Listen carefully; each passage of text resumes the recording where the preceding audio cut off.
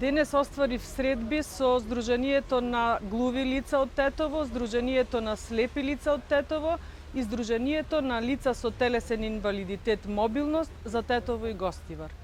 Имавме интересни и конструктивни разговори на кои што овие луѓе кажаа дека изминативе 3 години имале можност да видат и увидат кој и колку се грижел за нивните проблеми и барања. Исто така, заеднички дојдовме до заклучок дека она што Зоран Заев не ги слушаше и не ги гледаше сопствените граѓани, односно она што Зоран Заев не покажа слух и вид за желбата на граѓаните на Република Македонија како пред, така за време, така и после, особено референдумот 2018 година, е најголемиот хендикеп за граѓаните на Република Македонија.